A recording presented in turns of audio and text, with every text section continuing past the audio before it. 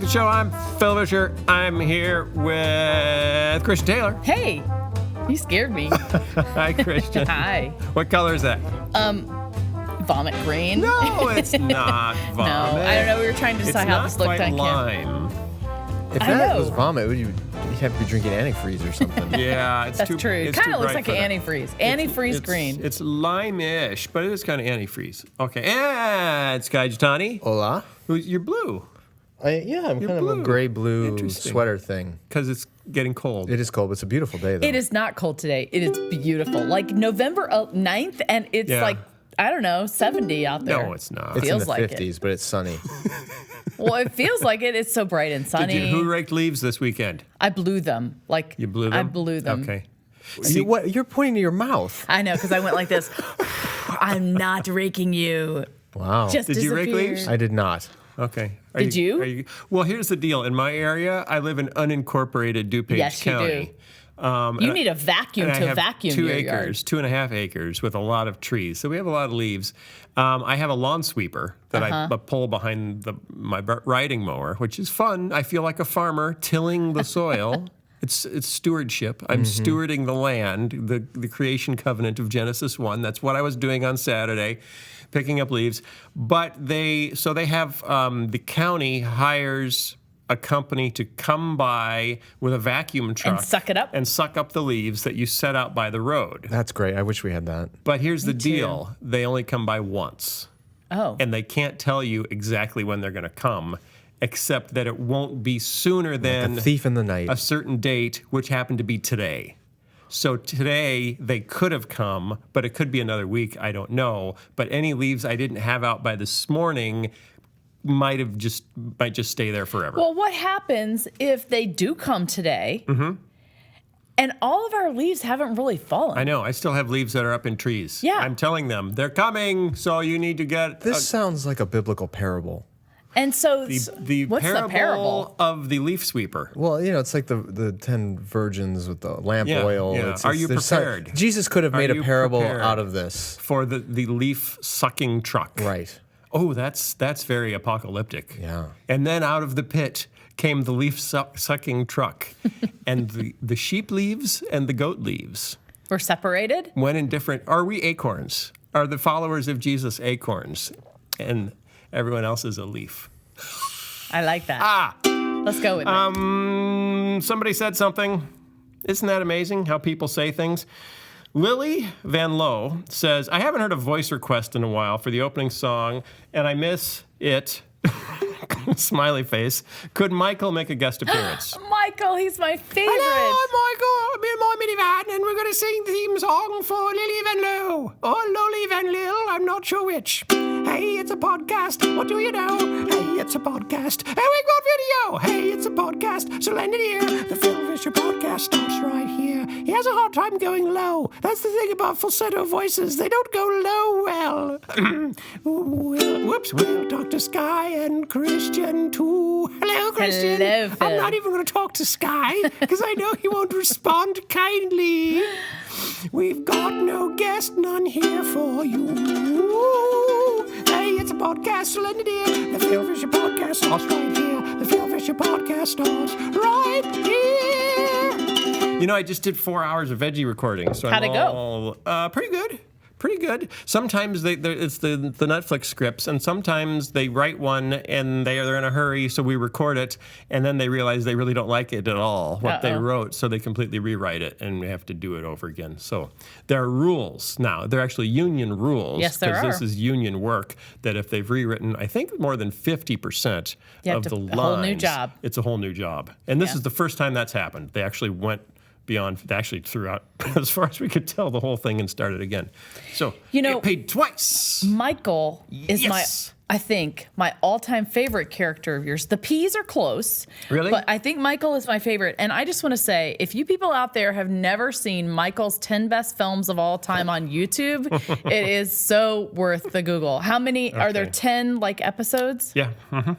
That was so incredibly creative. That was fun. how And you did we that. shot all of those in a real minivan, too. That was before we made our CG minivan to do him easier. Okay. So we actually had to go. Bill and I went out, and the first batch we did driving around town.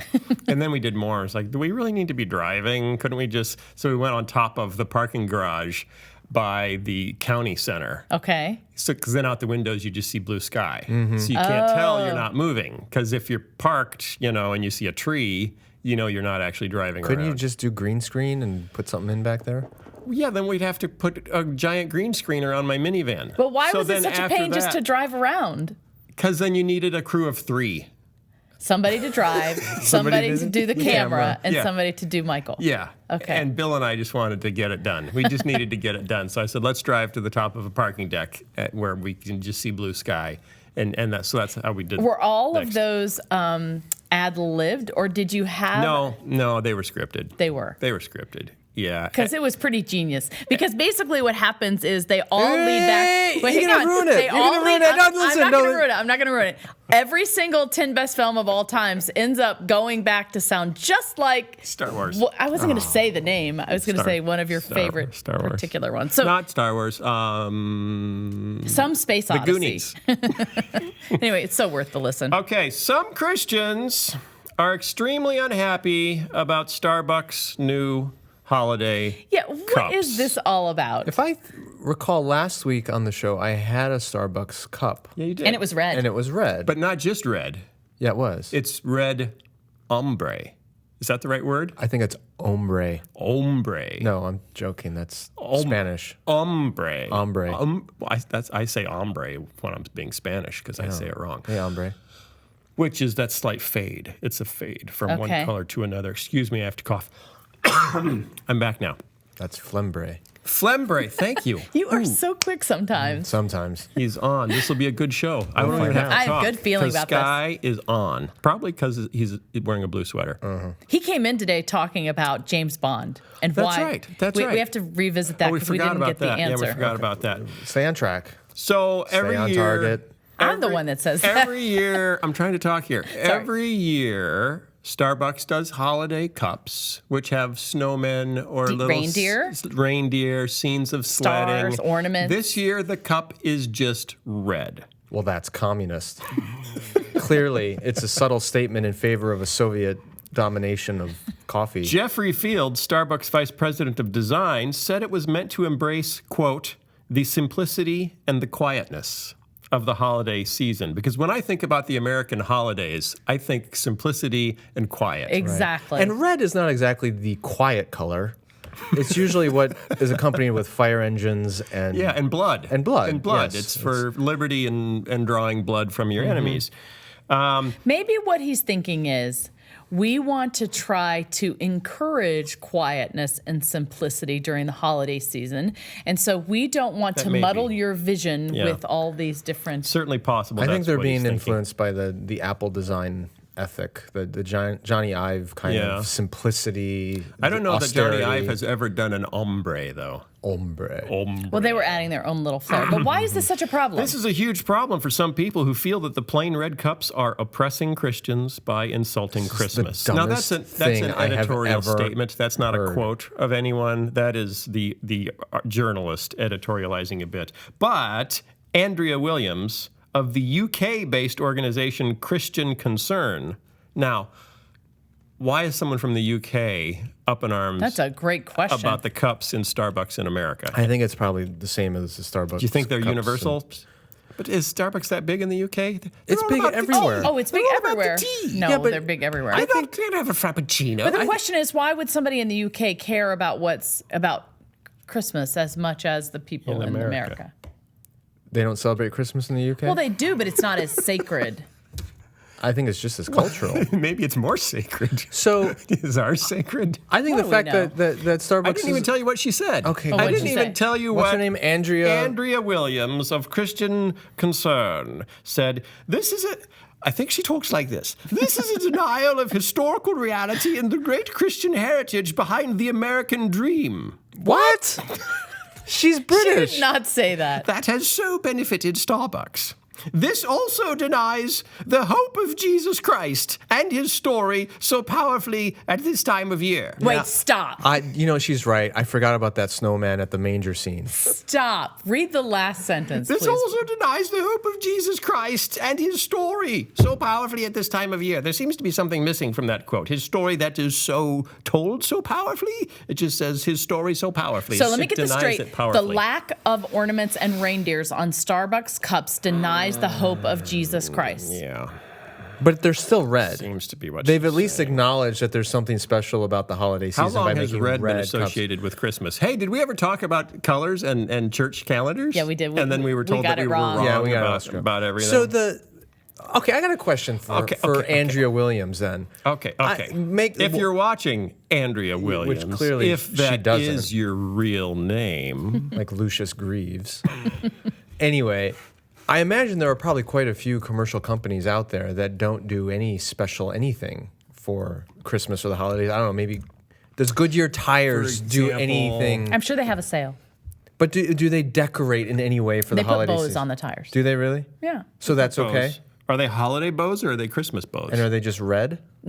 Okay, what did Should we ban every company that doesn't acknowledge Christmas or the holidays at all? I do have to ask? Why do I need my coffee shop to celebrate Christmas? I'm not. But here's the irony. Yes. It isn't like they used to have a manger scene on the cup. And now they've taken that off. It was snowmen and snowflakes and it's Reindeers and it's like ornaments. Christians getting upset when some store changes the Easter bunny into the Easter gerbil. Like that's a denial of Easter. Did that really happen? It's a non-Christian people. This is so bizarre. I feel like I'm in a parallel universe. Did you see what the guy in Arizona did? That's a broad statement. That really, really is. You know, the guy in Arizona. Okay, there's a guy who says he used to be a pastor, and he's now a Christian YouTube personality. All right. Which I think is what all pastors are headed towards, right? He's a Christian YouTube personality. His parents are very proud. He was best known for a couple of months ago. He did a video about Christians need to defend their First Amendment rights, and they should defend them using their Second Amendment rights. The guns. And then he holds up an assault rifle. Okay. So we Christians need to get our assault rifles so that we can defend our freedom of religion. Okay, it's that guy. It's Okay. that guy. So he's gone after Starbucks. For the red cups? Yes. Okay. And he posted a video saying, and he wants everyone to do this. He wants everyone to do this because it's so clever. I think I've seen this. Yeah, he went into Starbucks and he told the barista his name was Merry Christmas. And so the barista had to write that So on the he's cup. transgender. So Mary, that's a hobbit. It's a hobbit's name. That's Meridoc. Yeah, she called Mary for short. Yeah. Yeah, Meridoc Christmas. Okay. Merry Christmas. So the barista, he says in his video, Starbucks, I tricked you into putting Merry Christmas on your cup. And I want everyone to do that. And he said, also, I went into Starbucks and I had a gun. And he pulls out a pistol that he had hidden on him. Yeah. And he says, even though Starbucks doesn't want you to bring guns in, I brought a gun in too. And all Christians should do the same. Okay, then. Because when I think about Jesus, I think about a guy packing heat, playing tricks on a coffee shop. That's what I think of. That's great. I just don't understand what the world is coming to. I'm going That to tell video? Starbucks that my name is just the symbol of a snowman, so that they have to put that on the cup. The video of him It's like Prince. Right. He's like Prince. You're Standing- going to change your name instead of the symbol of whatever. It's going to be a snow. I'm talking here. Sorry. I'm talking I here. totally interrupted. I'm Please talking forgive me. here. The video of him saying how he has pranked Starbucks into being pro-Christmas has been viewed in the last few days 12 million times. What? 12 million times. Well, maybe that means people that are going there not to support him. Well, yeah, it's not necessarily all support, but my point, What is your point? I mean, how many people did he reach when he was a pastor? Oh, Well, I'm actually sort of grateful he's not. Well, he's got 12 million. I understand. People. So, but here's what maybe I'm slow today. I don't understand this whole story. What about having snowmen or ornaments on a cup celebrates the birth of Jesus, whereas just a red cup doesn't. Well, I think since we all kind of had to accept the idea that, okay, maybe we shouldn't put Jesus, on Starbucks cups. Maybe you can't have Jesus everywhere. Maybe that's not. But they never did.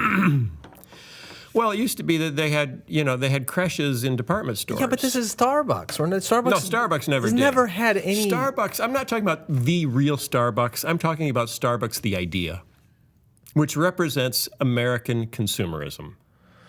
And American consumerism used to drape itself in Jesus to get us to buy things at Christmas time. And then they said... But it never really did. Did I just mention the creches at department stores? Yeah, but Santa Claus has always been the main figure of consumerism at Christmas since at least the 1920s. But he's a Jesus figure. He comes.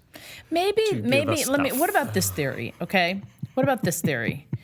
There has been a feeling over all of these years, starting from taking creches out of department stores and off of public squares, that and introducing other holiday symbols and other, nations' celebratory symbols during the holidays, and trying to make it this, sort of whitewash amalgamation of everything, right? And I do think there is a segment of the Christian population that feels like everything that's sacred to us is being ripped away. Our way of life. Right, our way of life, what we know. We have to give up all of that to appease everybody. I am quite happy giving up snowflakes on my cup if it's going to make for a more peaceful world.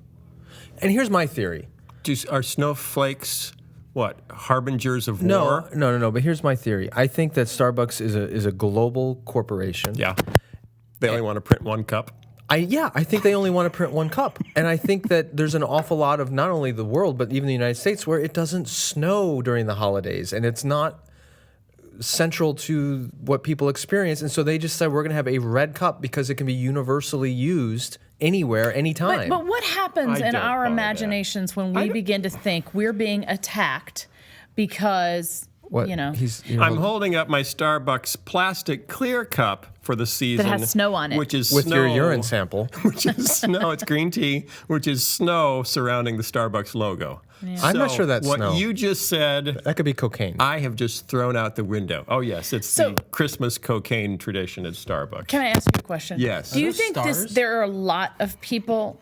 Do you think that there are a lot of people that feel the way this woman feels, or is it just a tiny trumped up ridiculous story? I think it's and this is partly what upsets me is that you can get so much press by just being dumb, and if you're intelligent and thoughtful. I'm not saying that the woman in England is dumb. I'm not sure what she's going on, but the guy in Arizona, he's just dumb. What about this? Where did you get this article from? It's everywhere now. It's on USA Today. It's on all CNN. over my Facebook page. But this gets to a deeper issue then. Forget the cups.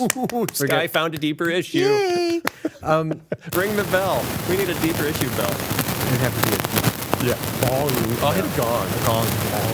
A deep gong. I definitely think we need one of those. And then you can't talk until we all stop vibrating.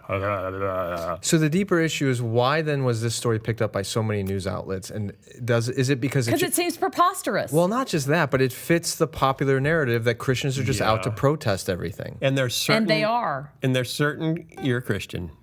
I know. I don't protest. You're doubly though. a Christian. I know. Christian. I'm a Christian. It's clickbait.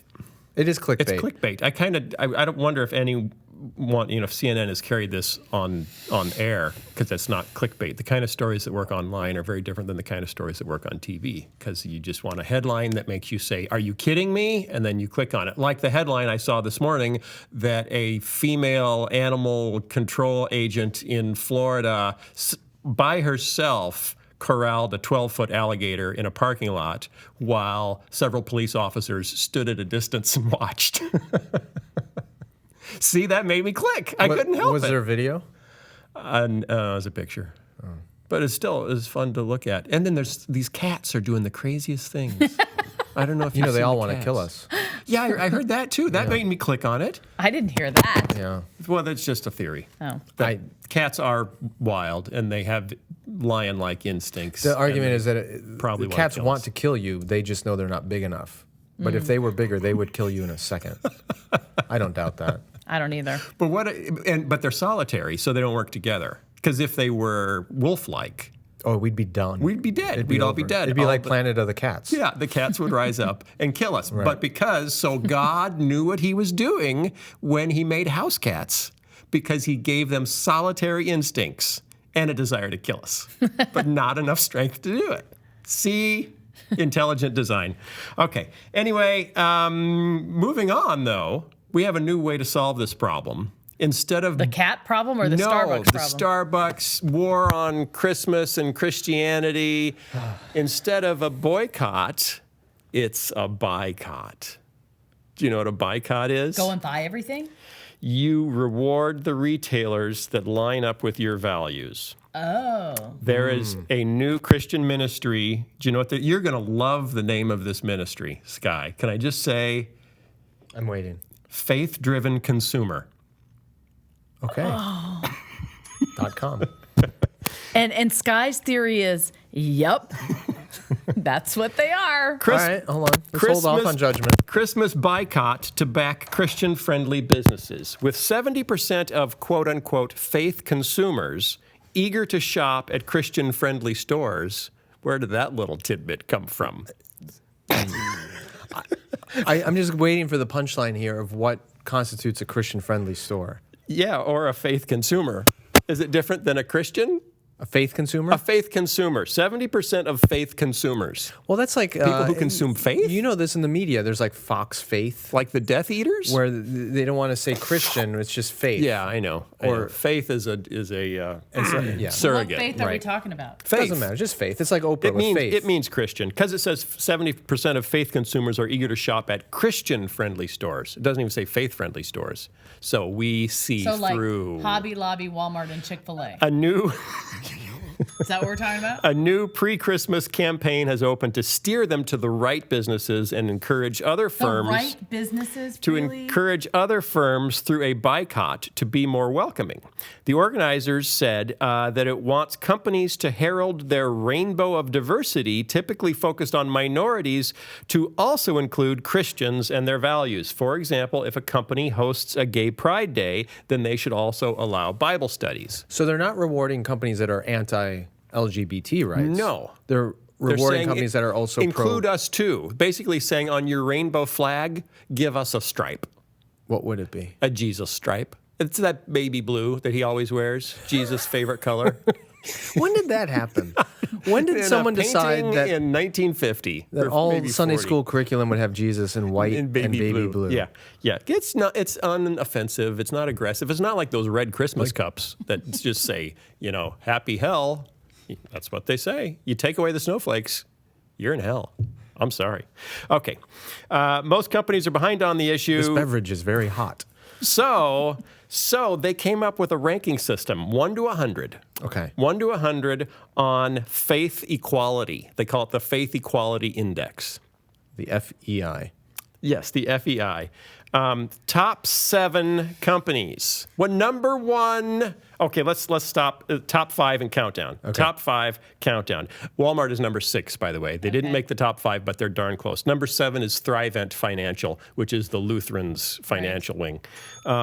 Top 5 companies. Can you name any? Yes, Hobby Lobby. Ding! I'll do the dinging. Chick-fil-A. Well, how do you know? You can't see. Just go like that. Oh, okay. Ding, Chick-fil-A. Okay. The other 3 are tricky. Yeah. You wouldn't get them. I'm kind of stuck. Although I know the CEO of one, and actually What another Give was us an industry. what another industry is it? restaurants. There's besides Chick-fil-A, there's one other restaurant at number 5. Hardee's. No. Think more rural. Oh, Cracker Barrel. Ding.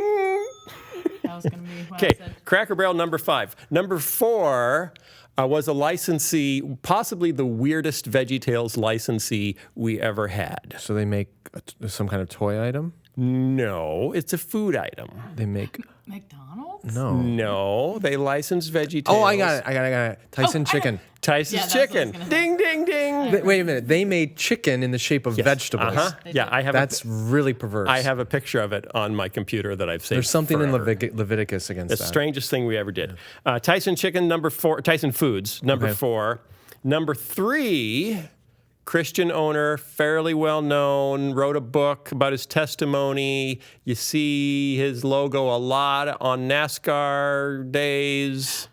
And if your car goes dead. Hang on. It's a battery? His name is, I don't know this. was he a coach also? No. Interstate Batteries. Okay. Interstate Batteries. Very, very Christian company. Who's the owner? I forget his name, but I've met him several times. Number 2, Hobby Lobby.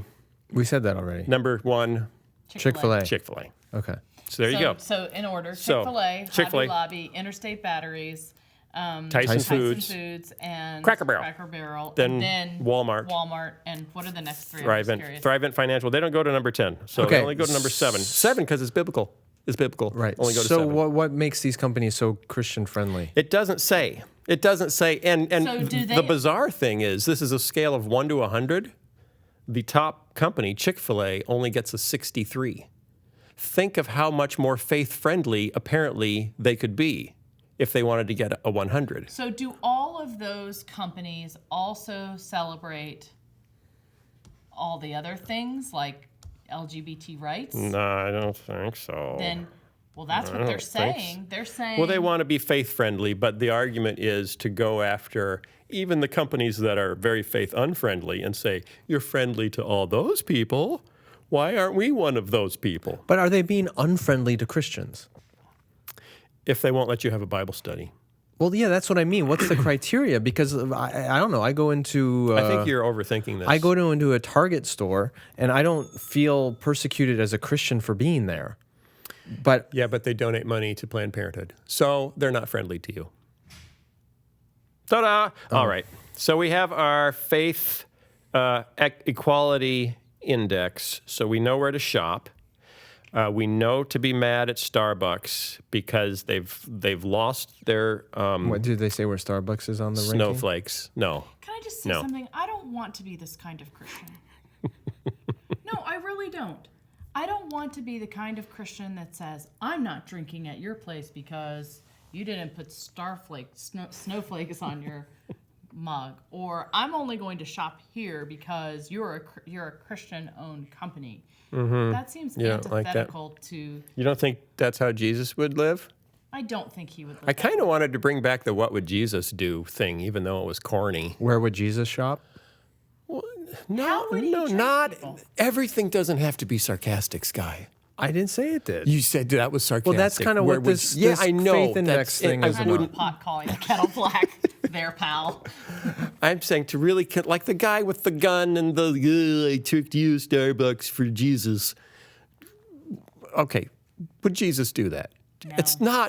It's not hard. It's not rocket science to say, hey, I'm picketing my neighbors. Is that something Jesus would do? Well, I guess if they were Pharisees and they were, selling stuff in the temple, maybe, but that's about it.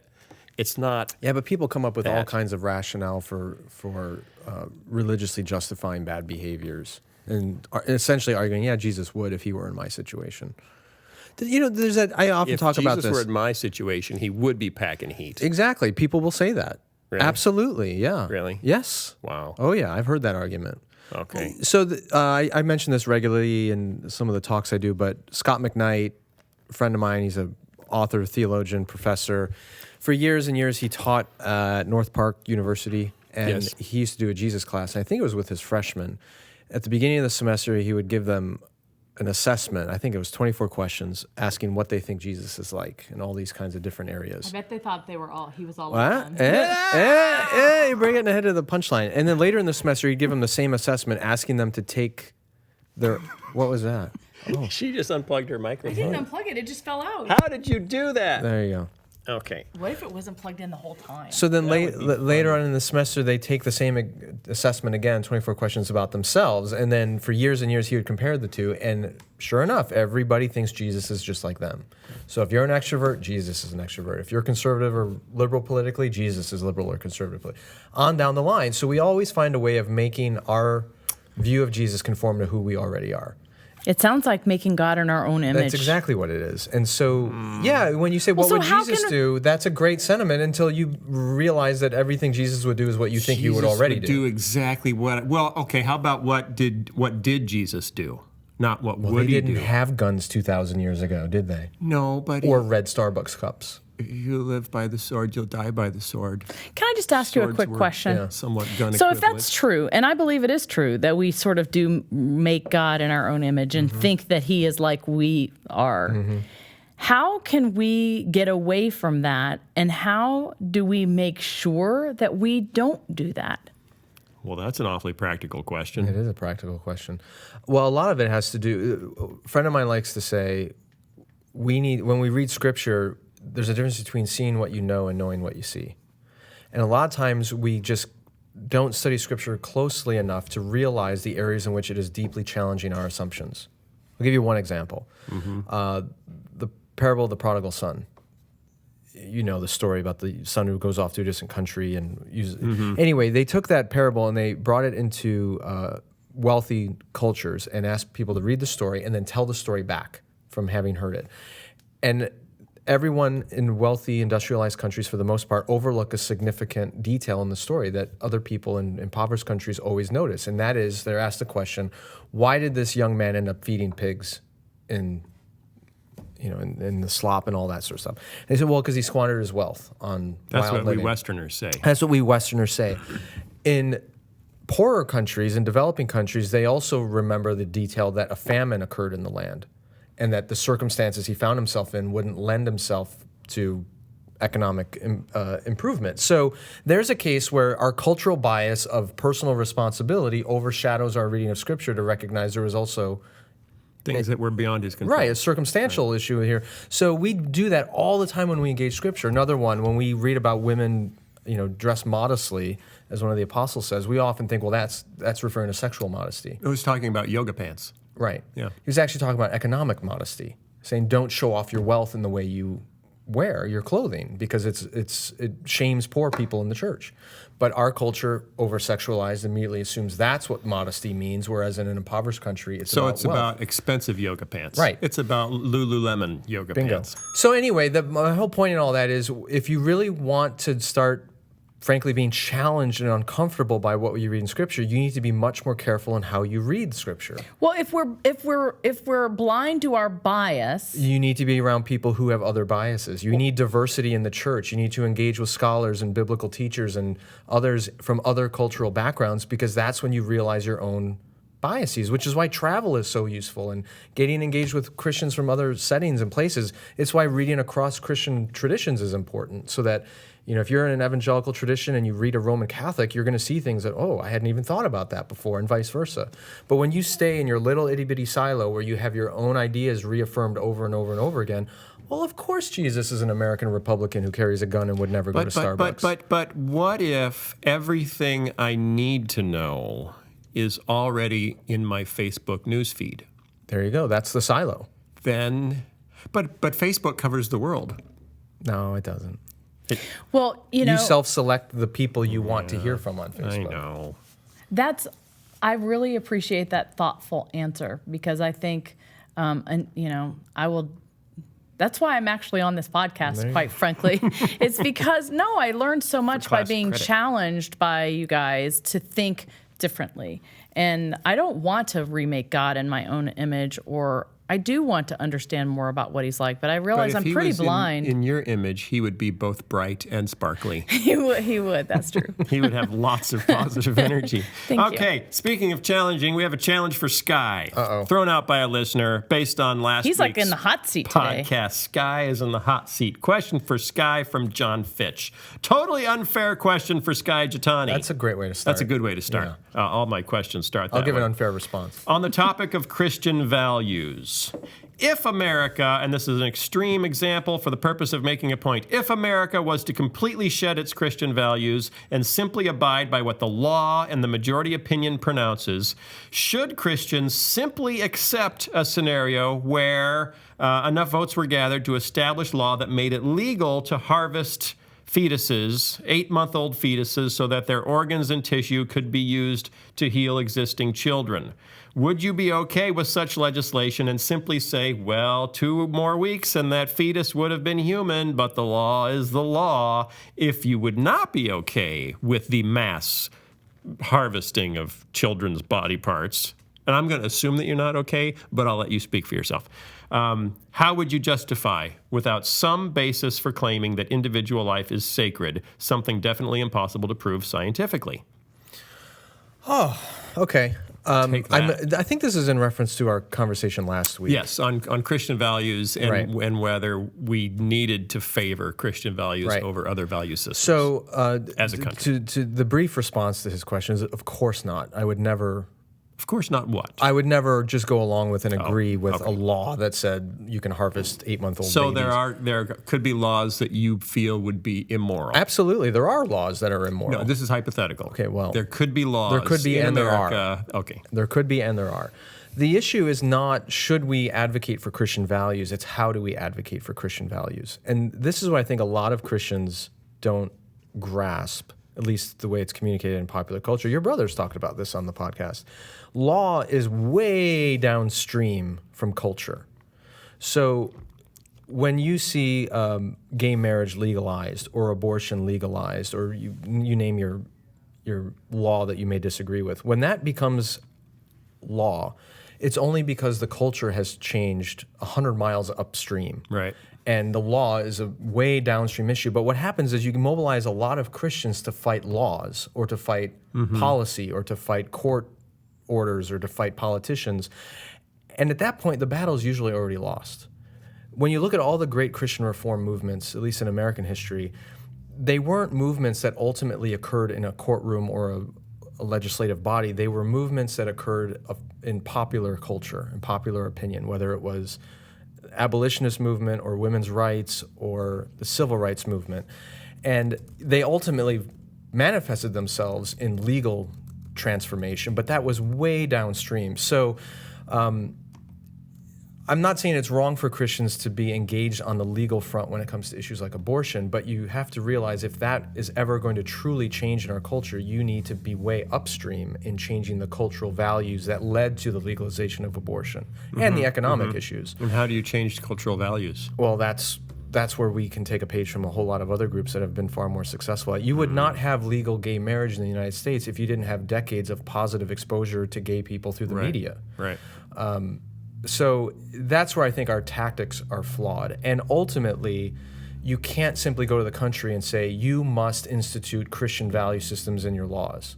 You have to convince them that these values are the best for flourishing, both individually and corporately, and that if we divorce ourselves from these values, ultimately it will be detrimental to the health of our society. So let's take And this. that's an argument that the Christians have not been able to make when it comes to traditional views of marriage. So let's take this example and just sort of play it out. So what you're saying is, in order to change this whole using fetal tissue to, help other live children, okay? So that's an issue right now, right? And in order for that to be changed and it not to become a law, we need to start talking to people up front about what that looks like those videos that were leaked some while back, right? Is that what you're talking about? Possibly. I mean, there's a lot of different ways to go at this. I mean, abortion is a really complicated issue for a lot of reasons, but you have to understand the cultural history of it. It was legalized in the early 1970s after a decade of so-called sexual revolution in the United States, which came just a few years after what I would argue is probably the most significant technological advancement of the 20th century, which was the pill. And what the pill ultimately did in the sexual revolution is it gave women autonomous control of their bodies and their reproduction, which was economically incentivized by the fact that women were entering the workforce. And to have women in a significant role in the economy, they had to have control over reproduction. And that's where abortion came into the equation as well. So if you just want to talk about the sanctity of human life and outline abortion, you can't separate that from a much larger cultural issue of the role of women in economic life in the culture. Right. So it's a big, big challenge. And I don't see that happening by simply talking about the Christian sacred view of life. it's So far then more how does it complicated. happen? Give me an example of where does Well, one start? What do you mean? There's two different ways you can think about this. One is person by person, and I think that's where, is it John, has a point to be made here that, yeah, you can convince individuals of the validity of Christian faith and therefore the sanctity of human life. But culturally, look what's happening in China right now. This is one example. They instituted their one-child policy decades ago, and they're now facing massive economic crisis because they don't have enough young people to replace the elderly. If you don't have a growing They just changed their policy. Yeah, exactly. They changed to 2 kids. 2 people? You can now have 2 kids. Because economics drove that. They need more babies. They need more babies. But now the concern is that they've got generations that are conditioned to single child families, and 2 kids sounds too many. I think you can make a cultural case that a society as the United States is becoming, which does not value children, which does not value having children, which does not value marriage of any sort, it's diminishing, is not a sustainable economic society. In fact, some economists I've talked to say the only thing that's keeping the American economy as robust as it is immigration. Because we're not having enough babies to replace the elderly. It's only coming through immigration. So short-term individual rights seems to be the narrative that people are celebrating, which is why we have gay marriage. It's why we have abortion. It's why we have this individual autonomy is so valued. Long-term, I think it's going to be detrimental for our society and our economy. And when we feel the pain of that, people will reopen themselves to the possibility of rethinking their sexual ethics. Okay. Boy, that was a long answer. So, did you get that, John? I'm not saying Christians should always advocate for what we believe to be true we should and always right. vote our conscience, Right, too. and not just vote our conscience, but advocate for those things in the public square. The question is not, do we do it? Of course we do it. It's how do we do it? And you have to understand when you have a population that doesn't hold to a biblical worldview, you have to make your appeal to something other than just Scripture. Right. Okay. I have one more story that I want to cover because it's spreading all over the place and it's driving me crazy. Well, and then can we get to James Bond at the end? Because I'm really curious. But anyway, go ahead. If we have time, we'll get to James Bond at the end. Do you give it 1 thumb up, 2 thumbs up, a half a thumb up? Did you like the film? It's kind of one of these. It's in the middle. He was saying it wasn't terrible, he's not but a it good wasn't James great. Bond. And there's Really? there's Are you tired reasons. of Daniel Craig? I'm a little saddened by what Bond has become. Too violent and humorless? Why don't we do? Yeah, actually. Yeah. A little bit. Yeah. We can go into your story, Like though. most other, Iron Man. He used to be Iron Man. Here's the thing. He was funny. Here's my kind of violent. 30-second Bond review. Go ahead.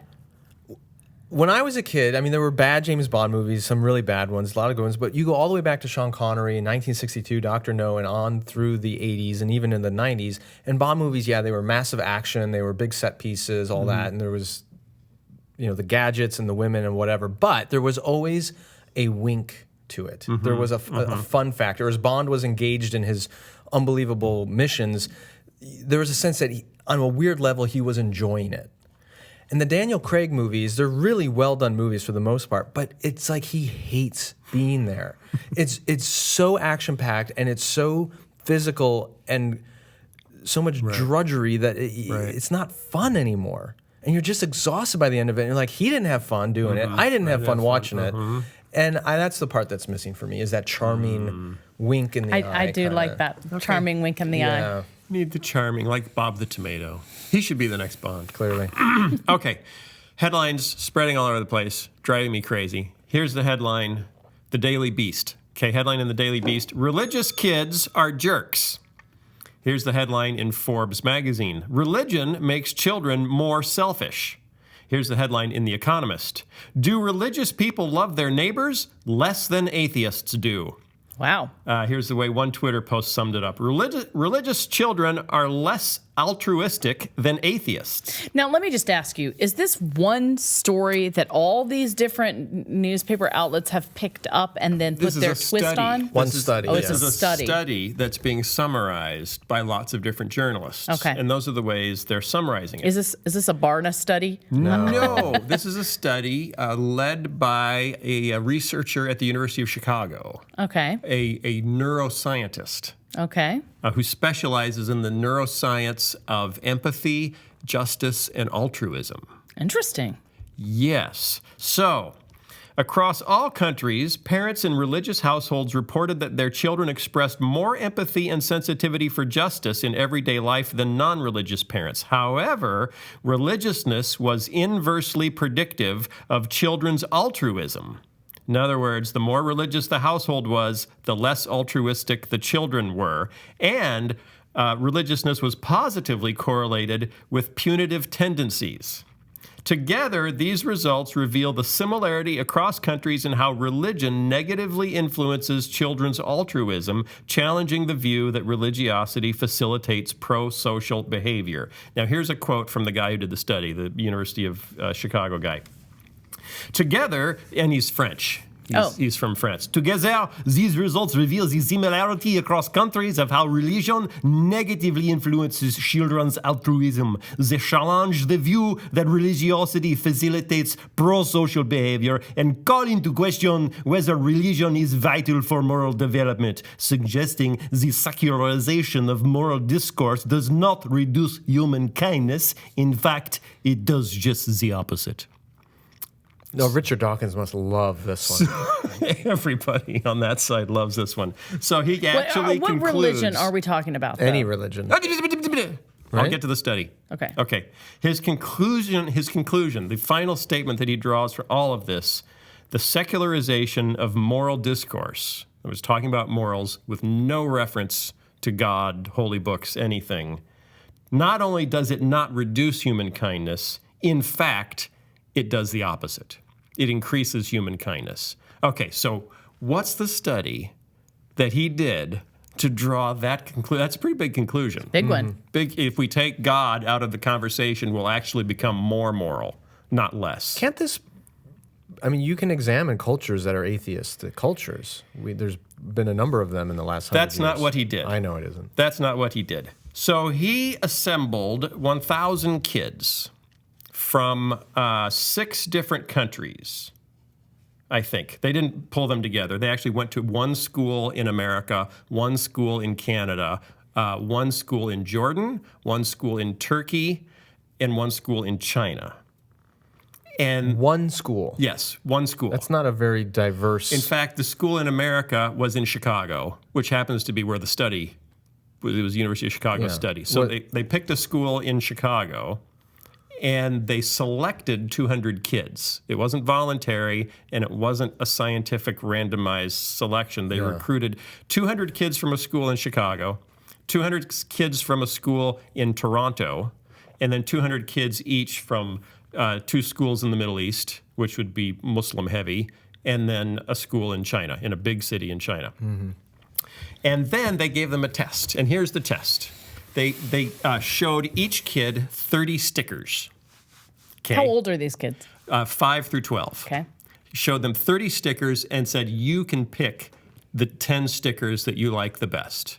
And so the kids picked 10 stickers for themselves. And then they said, oh, by the way, we don't have time to give all the kids stickers. So if you want to, you can donate some of your stickers. You can give some of your stickers to other kids. And they gave them an envelope and then turned around and said, as many stickers as they want to put in to the envelope, they can put in. And so, this is called the dictator game, and it's usually done with money. You give people $10 and ask them to do this, and you see how it's a test of altruism. Kids, they did it with stickers.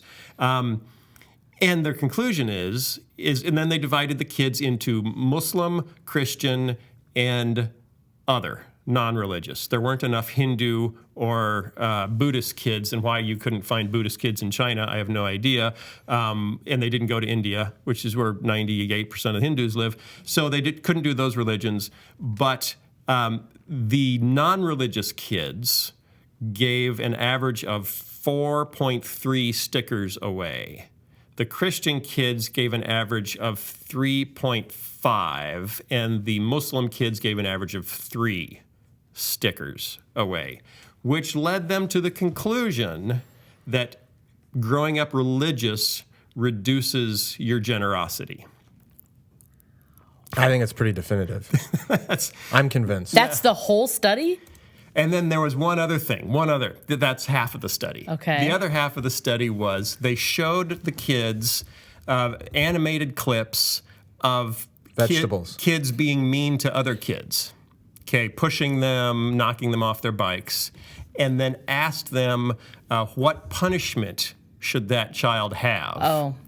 And the non-religious kids were the least punishing. The Christian kids were a little more punishing. The Muslim kids were the most punishing.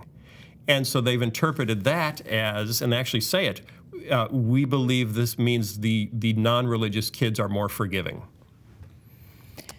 Well, that's a stretch. It could also mean that some of the religious kids have a heightened sense of justice. Yes, or it could mean that in your family there's more punishment. Your parents are less lax, they're more strict. Yeah. And in religious families, so you're just used to, well, you don't just get a timeout. Yeah. Especially if you're, if you're in Turkey or Jordan. Nobody's questioning the way the study was conducted. On the comments section, it was published in Cellular Biology magazine, because this is all about cellular biology, by the way. Mm-hmm. How many stickers kids will share? Could it? I want to know what these stickers were, because my hunch is that some kids are going to look at those stickers and go, I don't mind giving away half these stickers because they're stupid. They're stupid stickers. Whereas other cultures might go, hey, strawberry shortcake, we're totally into that. I want to keep those. On Cell Biology website, people can leave comments on a study.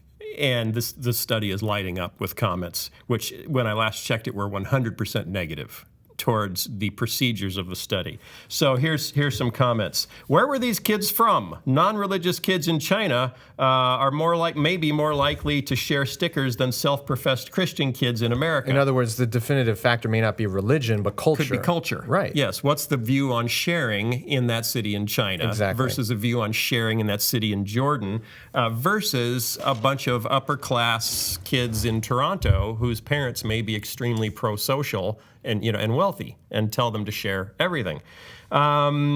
It would be interesting to know how the denominational distribution in the particular countries was. For instance, were there more atheists tested in Canada than in Turkey or South Africa? In case the denominational distribution was not evenly balanced within the different countries, how can you imply that there was no national or ethno-cultural correlation? Bingo. Besides religion. Next comment. It is very misleading to assert that the study is across the world for the following reasons. A, the sample is not designed to represent the world. B, it does not include all the major religions adequately. C, the comparisons used do not allow the conclusion drawn. Are the conclusions an artifact or a manifestation of cultural traits ignored in the analysis? Mm-hmm. Next one. When does sticker giving become a necessary staple of sustaining life that a child will be assessed on as caring for others? Is this study really about hurt feelings? A child in a religious household most likely will not view stickers as necessary to share, as opposed to sharing food with a hungry child who has no food. Maybe the child really liked the stickers. Is not getting stickers going to ruin another child's life or teach the other child what is really valuable? And this is my favorite one because it takes a swing at us Chicagoans, because the only place they tested in America was in Chicago. Bad sampling. The only place they sampled in the USA was Chicago, and next to no one that lives there is altruistic, regardless of religion.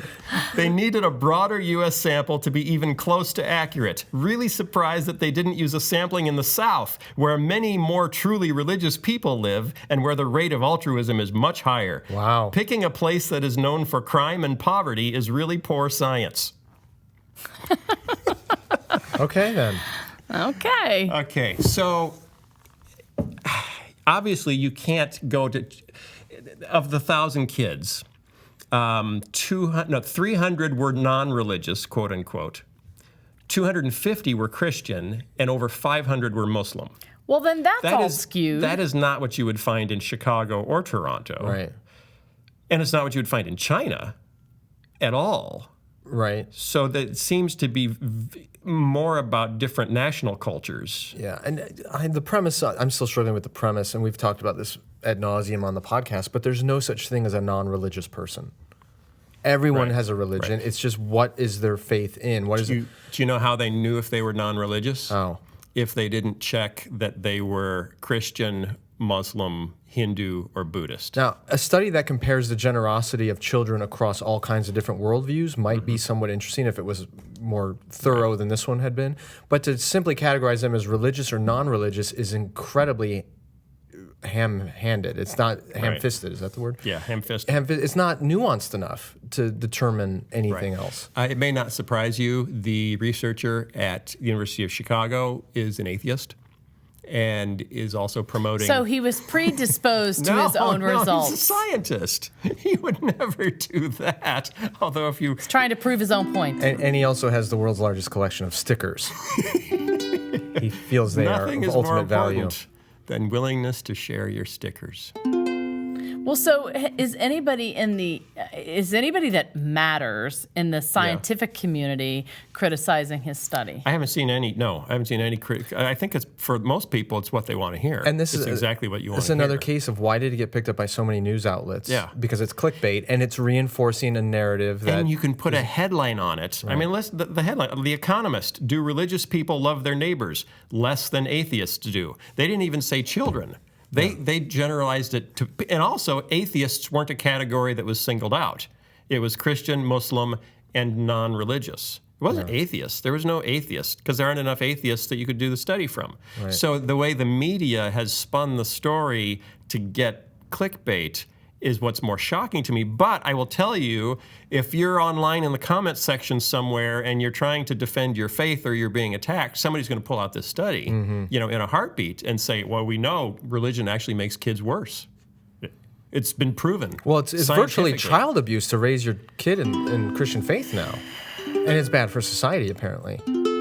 So that one's kind of got me miffed a little bit, which is why I wanted to address it, because if you bump into anyone who's saying, did you know religion is bad for children? I have a solution. Only if you're concerned about collecting stickers may religion be bad for children. I think we should all go into Starbucks and put stickers on the cups. On other people's cups. Give them away. Make them more festive, holiday stickers. Right, because nothing says I'm a follower of Jesus more than my willingness to share my decals. All right, what am I singing about? I don't know. Stickers? Oh, man. Maybe there's a way that could be quicker to assess altruism other than sharing stickers. But maybe we should slow down and do good science so we can come up with something reliable. Reliant. Yeah, I thought about it. Yeah. You do what you can. And what were the other big stories? Well, we talked about... What was the other one before that? James Bond. No, it's not a big story. What was the one before? I can't remember. There was something good before we did that was, and if you're a Christian, lay off Starbucks. Just put your gun rack in the back of your cars and trucks, and you can worship Jesus without needing a store to join you. And worship him some more. They just want to sell beans right off of their floor. And whether or not they're a Christian coffee producer couldn't matter anymore to me. All right, see you next week, y'all. Thanks. See you guys. Pretty good, Bye. Phil. Bye, everybody.